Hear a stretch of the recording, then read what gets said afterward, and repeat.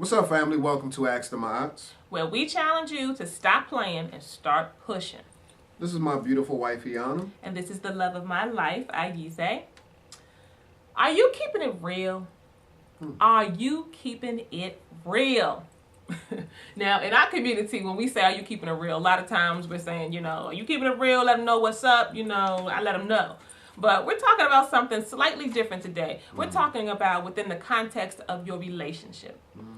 It's amazing to me how much we front and perpetrate in what's supposed to be one of our, if not the most intimate relationship we have with our mate.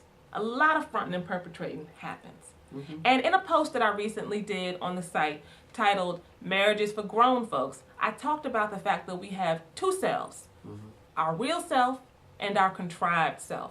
And first, I want to talk about our contrived self. What does it mean when we say contrived self? Well, the word contrived means made up. You're really not presenting the whole you when you're coming out of your contrived self. It's what we present to the world, but it's not the whole you. Yeah, what that makes me think of is when you first meet your soon-to-be partner, a lot of times we're putting forth our best representative. Yeah. And, so you're putting on that front, that facade, and you're trying to run your game, basically. And what you're giving them is your representative and not your authentic self. Right. Not your truest self, right? But let's talk about the truest self, the real self. I looked up the word real in my son's children's dictionary, and I was really impressed with the definition. Real simple, but very profound. Real. True and not imaginary, genuine and not artificial, right? So when we're giving our real self, we're able to show our most authentic person, all of our stuff, right? And really, really give of ourselves in the relationship. Yeah, if you look at it like this, you all have agreed to be in this space. So the space that you're in, if you're sitting across from the dinner table from your partner and you all are not communicating, y'all have agreed to be in that space, so talk.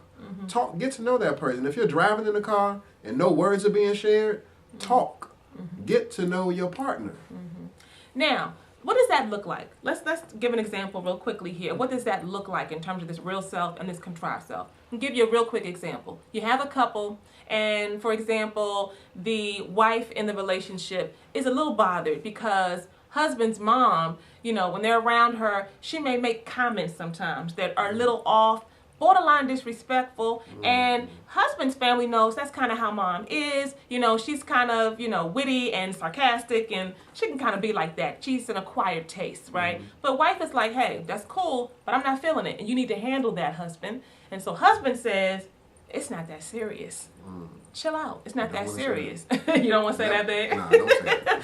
And so he pretty much doesn't take that on, right? But if he were to do a little more digging, not all the time, but sometimes we might find that husband may be going to sleep at night thinking, you know what, my mother, she's messing up right now. She really is kind of borderline being disrespectful to my wife, and I wish she wouldn't do that, and she would just be a little more tactful. But he's struggling with the fact that that's my mom, and I don't know how to say that to her, and I don't even want to deal with that confrontation. I don't even like confrontation anyway. But guess what? He hasn't told his wife that.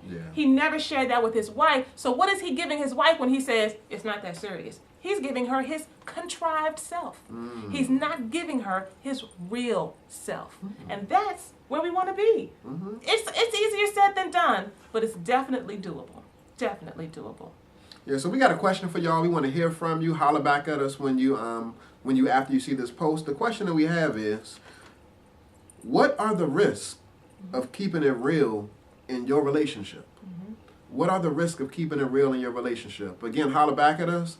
And remember to stop playing and start pushing.